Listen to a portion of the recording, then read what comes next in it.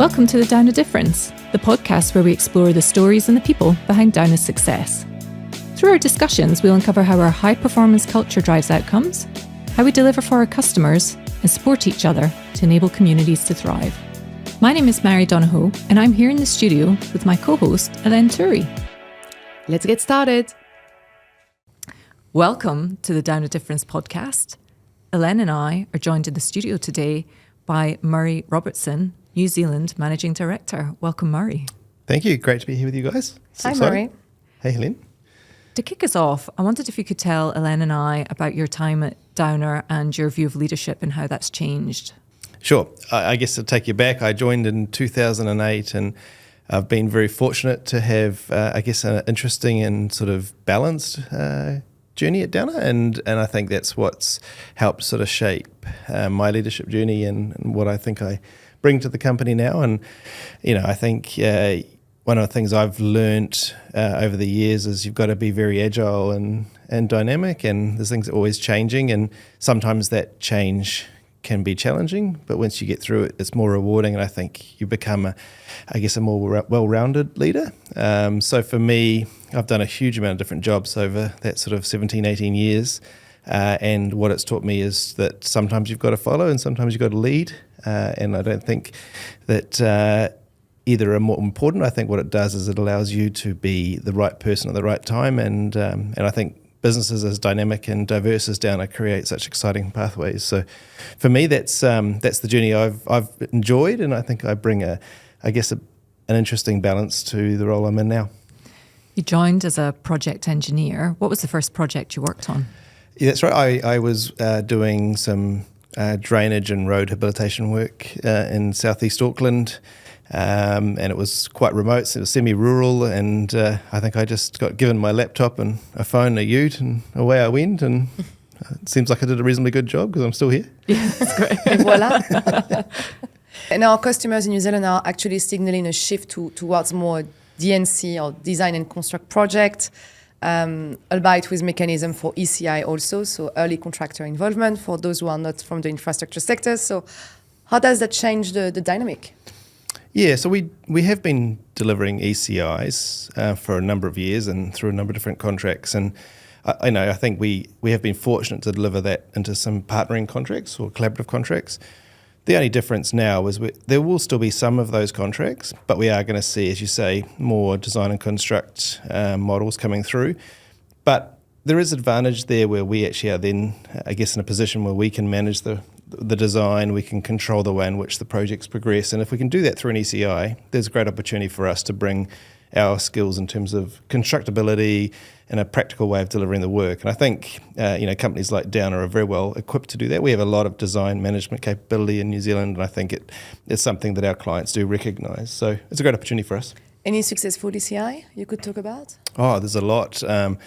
If I look at sort of more recent years, there was a large redevelopment of the sort of streetscape of waterfront in downtown Auckland. That was a construct contract, but was delivered initially through an ECI, and I think the constructability that our team brought really made that project a huge success for Auckland Transport. Thank you. Murray, how do you own the outcomes while staying lean, fast and competitive? I think, me personally? Yeah, you personally, yeah. I don't know if I'm as lean as I probably should be, but no, I think the key thing about owning the outcomes for us is really taking responsibility and accountability through all sort of facets of our work. And one of the things I always say to my team is, if you can deal with something immediately, own it and get on with it, you don't then let that snowball and become a greater problem for those around you. And it's important when you're in a business that's big and dynamic that you deal to those things as quickly as possible, and it allows the team to then focus on how they can add the most value.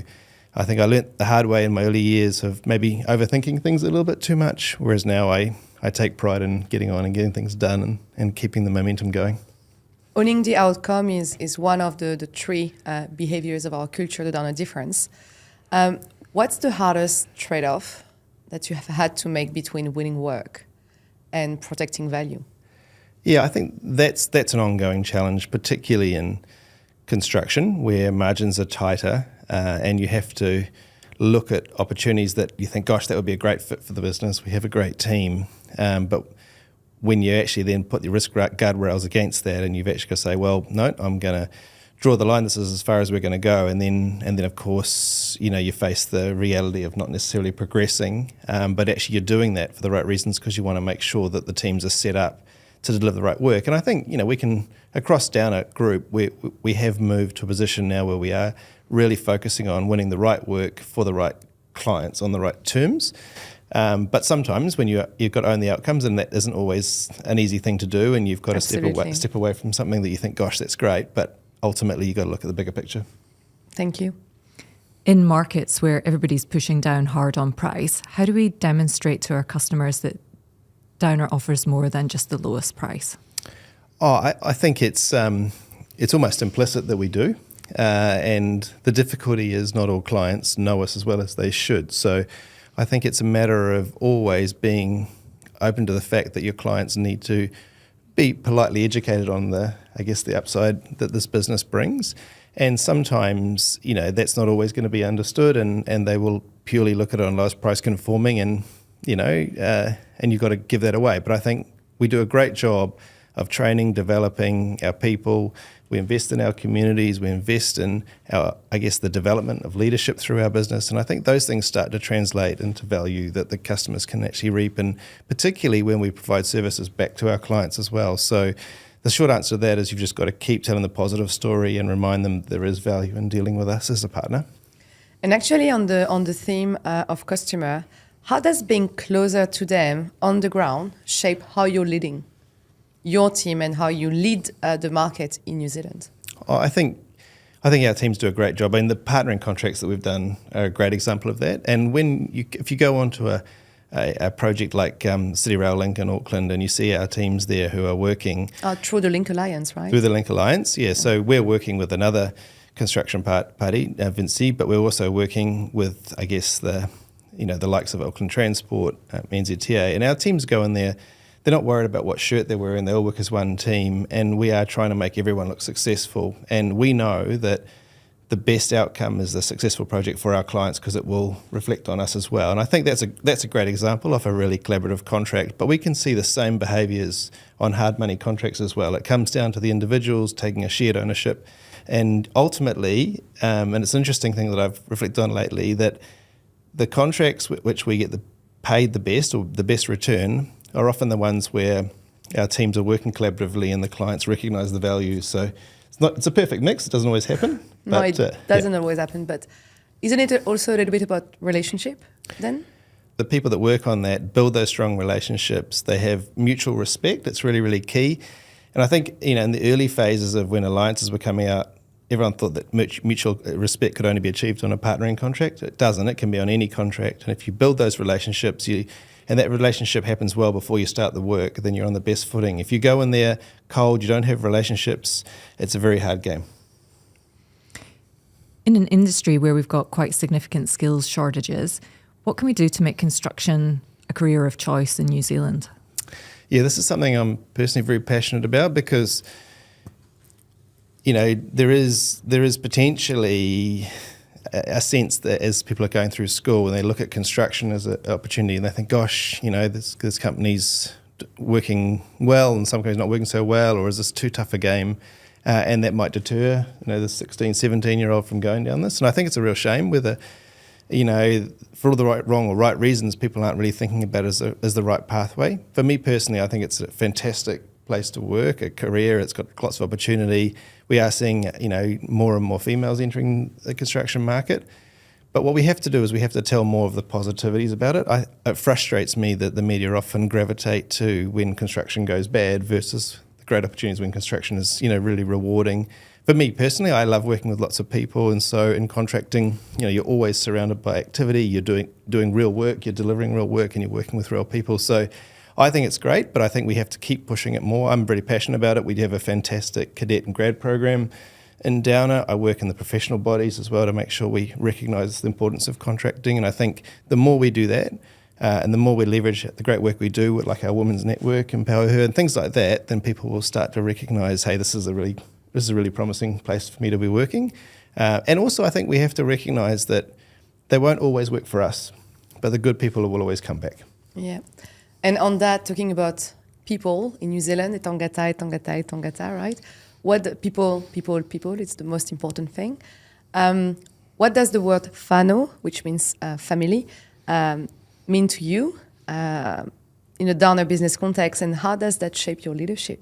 Yeah, so underpinning the Downer New Zealand, I guess, approach, and we have our behaviours and our Downer difference, but we're also underpinned by some really key, I guess, values in the business, and one of which, of course, as you say, Helene, is whānau. And so it can loosely be translated as family, but it's also family and friends. And the way I've always looked at Downer is that as a team of teams, I've always treated my projects, my contracts, I guess the teams I work with as family. We spend more time at work with those people than we do at home, and it's really important to us. And I think you can see when people are really invested in their local teams, the difference it makes. And I guess that's the only way you can do it, because it is such a big and diverse business. But it's also something that sets us apart from our opposition, I believe. Looking back at your early career, what leadership lessons did you learn back then that still apply now? A couple of very basic things. Never put off a job that you can do right now.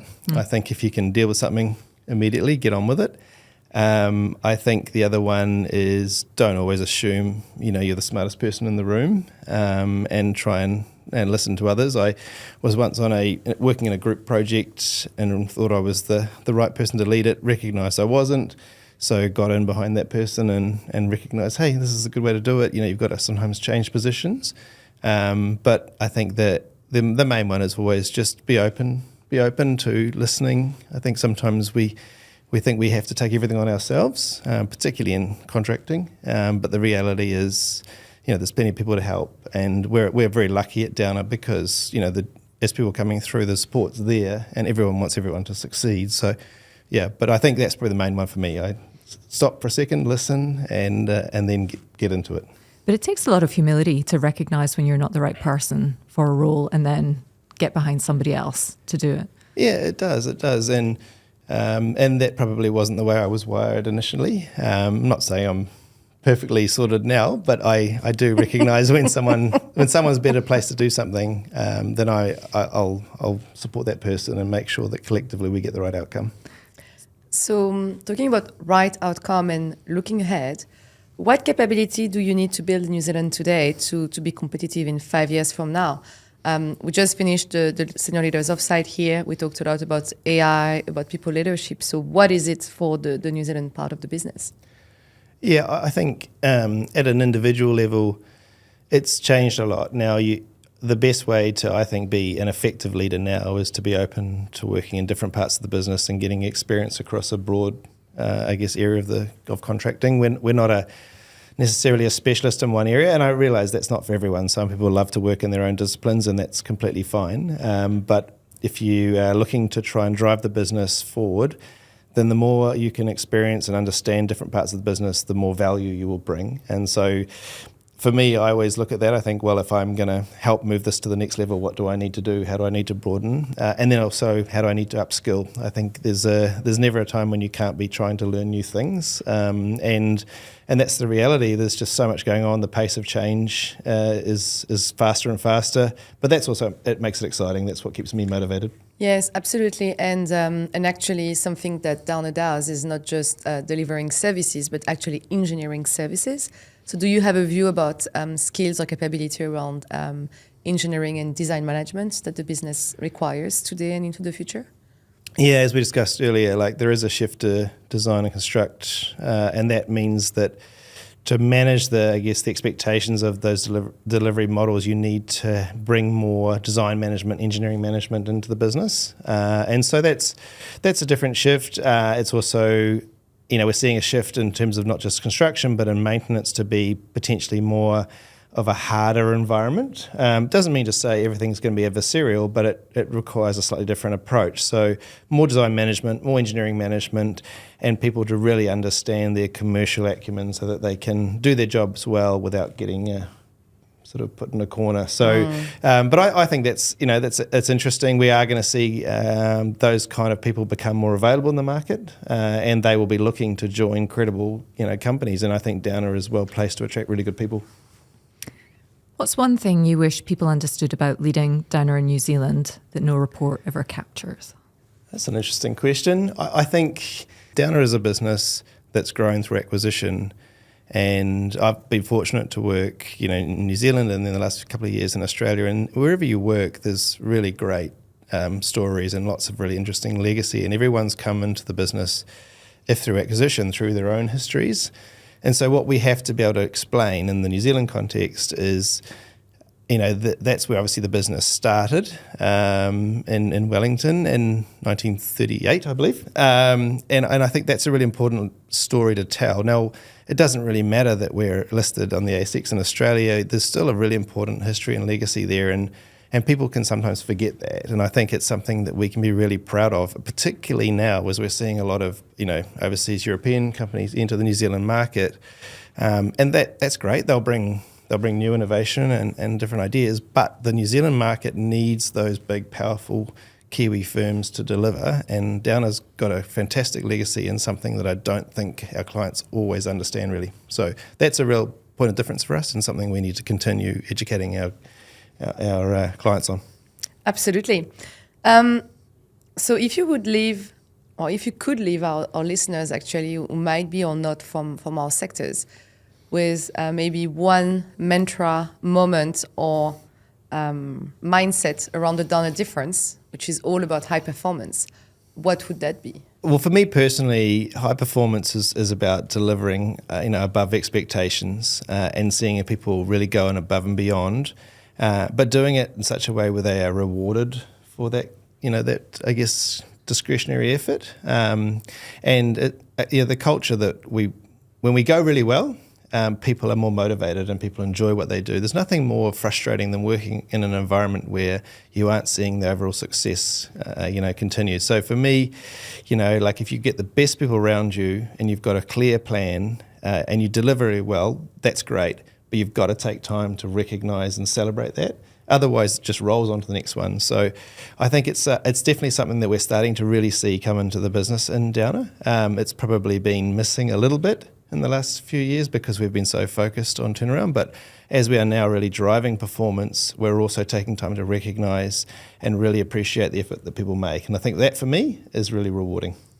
So recognition and standing for each other, whatever happened, right? So, yes. Yeah, that's right. And it's all part of Downer difference. You own the outcomes, so you own your responsibility, but then you stand for each other and you really, you crack on and deliver it. And people respond positively. Absolutely. Murray, I imagine you travel a lot for work. I do. What do you do to pass the time? And you can't say emails. What would you read, listen to? Yeah, when I'm travelling, you mean? Yes. No, it doesn't have to be. It's outside travel. I must admit, I when I'm travelling, I try to make good use of my time, and I work pretty hard because a couple of things. I don't want to let people down that are relying on me to send approvals or get things done. So I try and make good use of my time and then not let other people be held up because of my travels. And I also try and use that time and really commit to it. But one thing I always do is if I enter a depot or a construction site or whatever, I always prioritise that. So I'll make sure I always am present and then use my other time to catch up. But then what I try and do is that when I am home, I've got two boys, they're 8 and 10, I do make an effort to turn the laptop off and be present with them and make the most of my time. So I'm not an angel, and I'm sure if they were here, they'd have their own view on that, but I am doing my best to be a good dad. Oh, wonderful. Thank you. Kia ora. Oh, yes. Thank you very much for joining Helene and I on the Downer Difference podcast. Thank you both. It's been a pleasure. Thank you very much, Murray. If you enjoyed today's episode, be sure to subscribe to the Downer Difference on Spotify or wherever you listen to your podcasts, and be sure to share it with your colleagues.